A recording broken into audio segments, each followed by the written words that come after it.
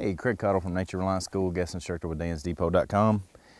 You all have seen Cedar the survival dog in a lot of my videos, so we want to make a video and talk about pet considerations in regards to survival training. Here you go, pup.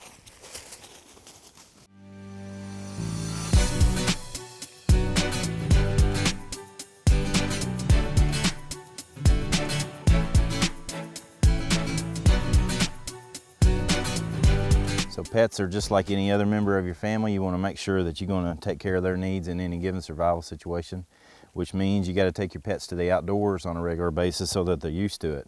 So Cedar has been real good about going on our hikes with us, but we've also spent a great deal of time training her so that she can stay close and stuff of that nature, as well as playing games with her. Here you go, pup. Get stick, get stick. So that she enjoys it when she comes to the outdoors. So like most things, we make most of our trips to the outdoors a family affair.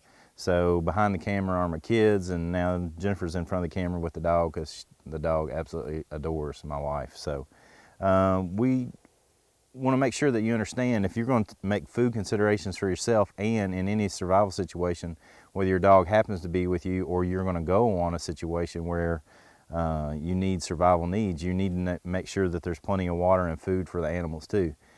If you have a dog that's a picky eater, you need to take that in consideration. If they're not, you need to count your blessings, because a dog that's a picky eater is not going to have as much food out here, and so it's going to be very difficult to make sure you take care of their needs. You want to make sure that you have a dog that's trained, and if you don't know how to train a dog, you need to find a competent dog trainer to help you with that.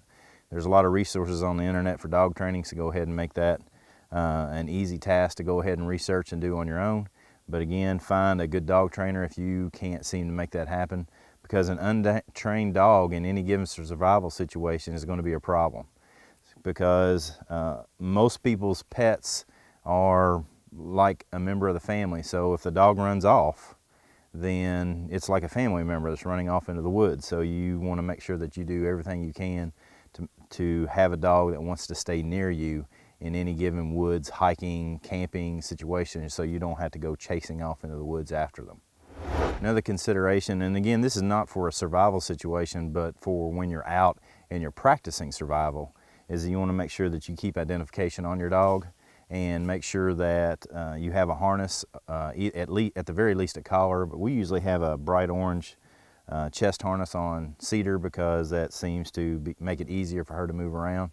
But again, you want to make sure you have some sort of identification on your dog, so if she does get away from you or he does get away from you, that you can make sure that you can get them on their way back home if they get lost. So this kind of goes along with training your dog, but as far as treats and stuff of that nature, you want to make sure that that's one of those things you bring along on a trip. We have a certain way that we treat our dog, and that way she knows that when certain things are going on, she's doing a good job. And good things are happening, so we treat her when she's doing good things, like she's staying close to us and stuff of that nature. So we make sure that on practices and trips to the woods where we're working on skills, that we have those treats with us so we can reward her in those particular situations. But again, I'm not a dog trainer.